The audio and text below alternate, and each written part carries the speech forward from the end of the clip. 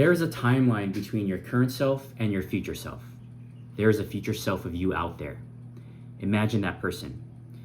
Maybe they're physically stronger, a great public speaker, have a beautiful summer home and yacht in some foreign exotic destination. Or maybe they are weaker, fearful of speaking in front of others, and constantly worried about their financial well-being. I want you to imagine taking care of that future self. How would you do that? I'm going to talk about 3 subjects, hopefully without any math: investing, borrowing, and value. Let's go back to that question. How would you take care of your future self? Well, to improve your health, you could start right now by taking a walk every day. Or maybe you want your future self to be a better public speaker. You could go to a Toastmasters class every other Thursday, my current schedule, and practice speeches.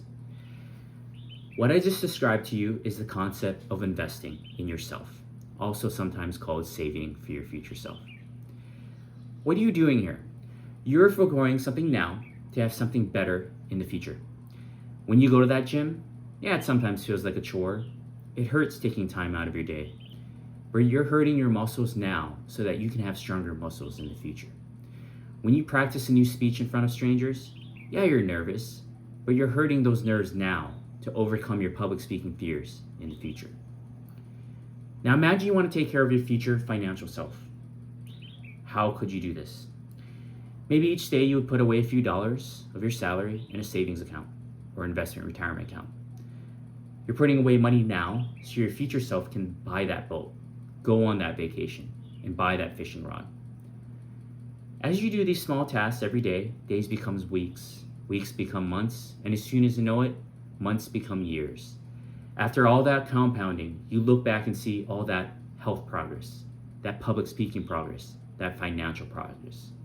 You can replace that word progress with return, that health return, that public speaking return, that financial return. Now imagine you are in the future. Let's say you have a great life. You love yourself. You have a beautiful home, many friends and family that continuously provide for and generously love. You have a boat, or about to take another beautiful summer trip to the south of France or Italy. Or maybe you just love fishing and bought a new fishing rod. Now imagine that future self is so generous and has the ability to talk to his current self and give to his current self. Let's say current self needs some money for a gym membership, or to pay Toastmaster dues, or just wants to go out for a night of drinks to party. Future self wants to help out. So what does he do? He sells his boat. He forgoes that Italian vacation and returns his fishing rod and uses the proceeds to give to you, current self. In return, he's hoping you're going to give him a bigger home, a bigger boat, a longer fishing pole. I just described to you borrowing. When you take out a loan today, you're borrowing from your future self. Depending on what you do with that borrowed money today, that is money today your future self will have many times over to cherish and enjoy, or will never have again. There's a price to moving this money back and forth through time. That's called the interest rate. I like to think of it as a ticket. That ticket can be relatively high or low. I say relatively because you have to compare that ticket price to other things in life. You may be able to move back and forth between the present and the future. Everything in life has value. A lot of it is qualitative and is hard to quantify, but we know it when we see it. Our health, having great friends, going to Toastmaster classes, reading a great book. These all have value. Businesses have value too. They create products that people love or hate, but the ones that people love, we know it when we see it. A great product provides not only utility, but the best ones provide a feeling of identity or improve our lives in ways that give it more meaning. For example, the Apple product in your pocket right now is a great example.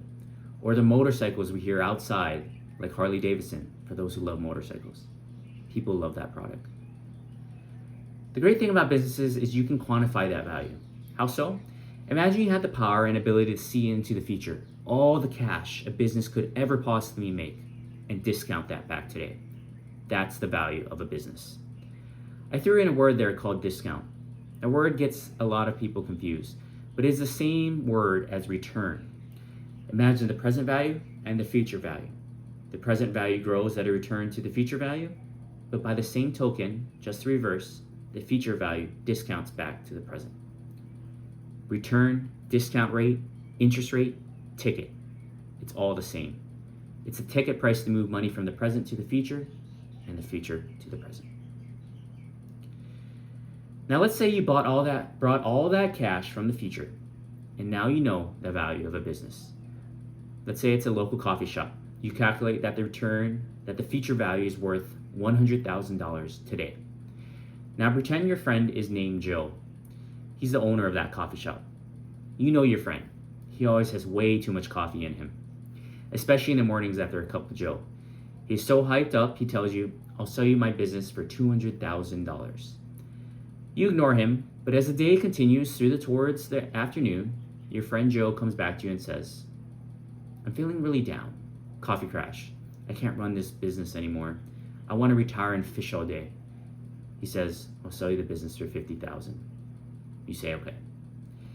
I just described to you the stock market. That's Joe. Some days he's going to be extremely hyper, others down and depressed. A great investor knows this. They know the true worth of a business and will buy at a large discount to get a large return. That's value. We talked about 3 concepts without using any math: borrowing, investing, and value. Within those concepts, we learned about compounding, return, discount rate, and interest rate, and ticket price, giving you the ability to move money between the future and the present.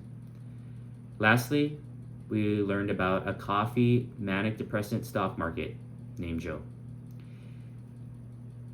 I love my passion for finance. I hope my passion for finance will inspire you to see and love finance within all our lives. It's a philosophy of how to live your life. And remember to take care of that future self. He or she wants the best for you, and you should want the best for him or her too. Thank you.